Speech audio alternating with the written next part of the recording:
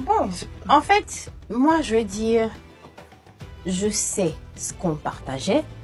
Je sais, après, j'avais tellement pas envie de me justifier. Moi, je suis le genre de personne, je réponds pas. Non, mais après, c'est pas justifié. Tu n'as pas envie de venir dire aux gens, mais écoutez, arrêtez de vous raconter n'importe quoi. Parce que le fait de ne pas avoir tué cette rumeur d'empoisonnement, les gens, ils ont cru. Je pense que les gens, aujourd'hui, moi, on croit que c'est au moment où ils ont lancé la rumeur de comme quoi il a été. Mais quand même dans les commentaires, les gens ont dit que quand il était pendant l'anniversaire, on savait déjà qu'il était malade.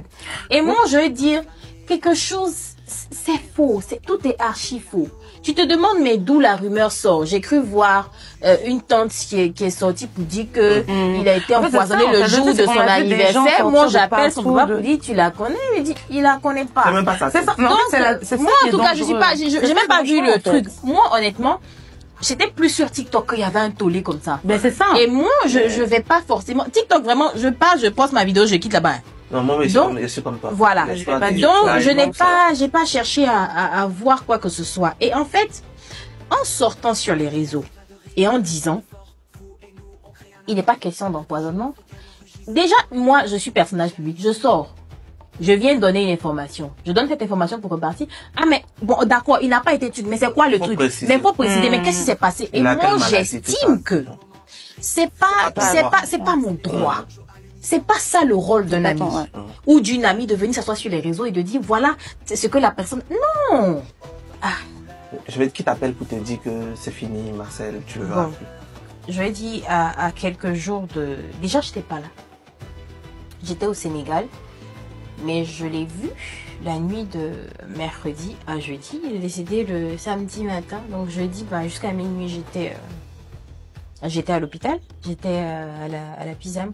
Ce jour-là, je manque l'émission. Bon, on dit juste que voilà, j'ai eu un contretemps ou bien mais bref, on arrive au CHU de Cocody, on suit l'ambulance jusqu'à la Pisam et tout. J'arrive à parler avec lui. J'arrive, on me met le blouson et tout. Je lui dis ben écoute, je suis là, c'est Inès, tu vois, je suis là jusqu'au bout. Il était conscient. Oui, jusqu'au bout, je te lâche pas et tout ça. Et puis on se laisse. Donc à ce moment-là, je me dis quand on arrive à la Pisam, ben là maintenant c'est plus le CHU de Cocody. Donc forcément en termes de trucs ça peut être très onéreux. On sait pas combien il va falloir payer et tout combien de temps il va faire là-bas. Et donc, c'est dans ce sens-là, son papa me donne l'autorisation, là maintenant, pas, c'était même pas l'annonce, non, du tout. Par exemple, essayer de voir par rapport aux aides financières, au ministère et tout. Et c'est comme ça que le jeudi, moi, j'appelle tous les contacts et tout. Est-ce que je peux avoir le contact de tel ministre? Est-ce que bon, et puis c'est comme ça qu'on truc. Et puis le jeudi, donc quand j'étais là-bas de la nuit de mercredi à jeudi, donc minuit il m'a trouvé, il était déjà jeudi.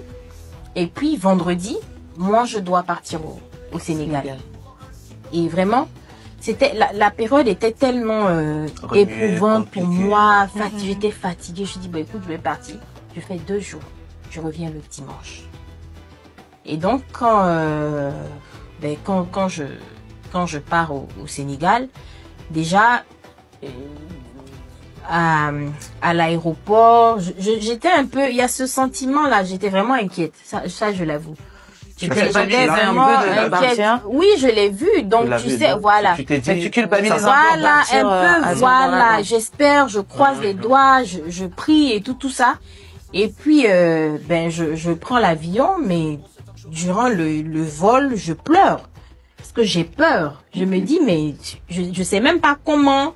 C'est quelqu'un qui faisait partie de mon quotidien. Je dis, on se voyait régulièrement. Toi, tu nous avais, je pense que tu m'as déjà vu seul même. J'étais tout le temps. C'est à chaque fois qu'on devait se voir dans un truc. Tu viens toujours avec nous. Exactement. Voilà. Donc, du coup, il y a cette panique-là, cette peur-là. Tu te dis, j'espère que ça, non, je veux pas que ça arrive et tout. Donc, dans l'avion, je pleure.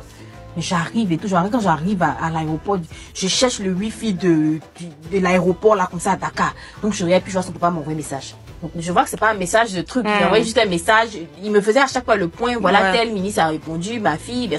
C'était tout ça.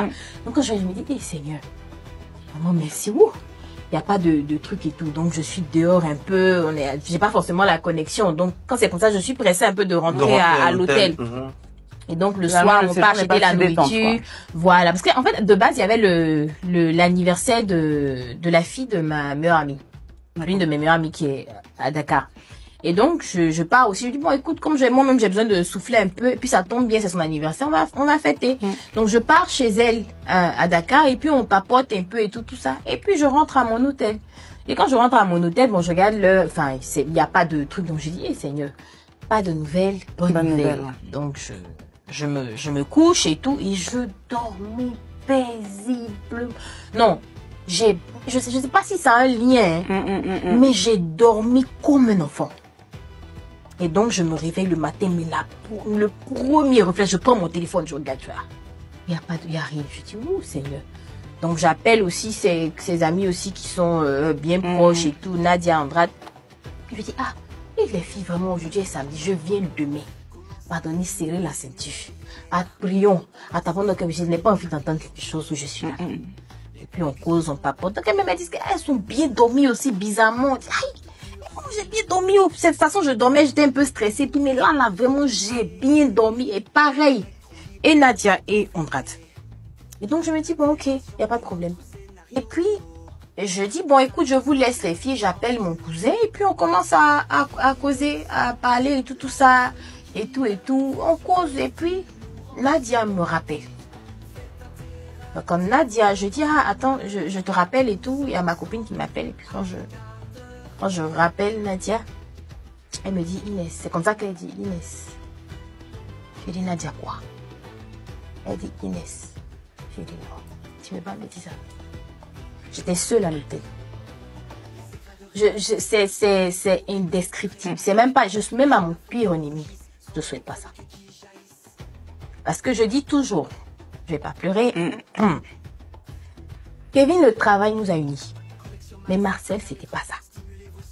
C'était, je vais dire, c'était la même façon de voir les choses, le même mood, le même truc, tu vois. Donc, ça finit par créer un trio. Mais vraiment, Marcel, comme je dis, c'était ma personne. Je vais dire, Tony m'a vu dans des gombos, dans des trucs. Je vais dire, moi, c'était vice versa. Dès qu'on dit, il y a un gombo, je dis, est-ce qu'il y a le nom de Marcel dedans? Et Marcel faisait pareil.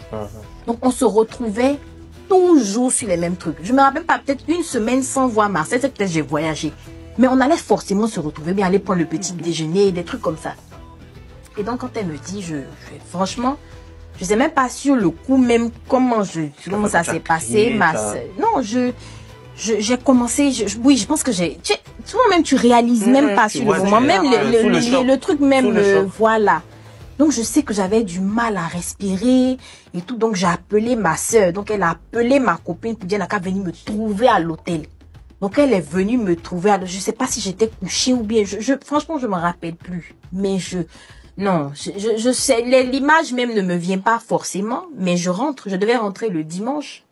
Et là, tu t'imagines, je suis partie comme on dit, les fanfares, je suis partie en business class, mais je suis rentrée le même jour. On va essayer de revenir à des choses. Tu vois, l'émission a commencé. Ouais. Non, mais ne vous inquiétez pas. Non, maintenant, une émission, je pleure. Une émission après, maintenant, tu vois, j'essaie de me maintenir. Voilà, de se tenir. On va essayer de parler de choses un petit peu plus joyeuses. Voilà, on est quand même dans chaud. C'est vrai on a eu notre petit moment de froideur. On va dire d'émotion. C'est pas froid, c'est finalement malheureusement la vie. C'est ça. Donc, je vais vous laisser en tête à tête. Je pense qu'il est temps que je vous laisse un petit peu en tête à tête. Et c'est maintenant l'Egbé de Stony.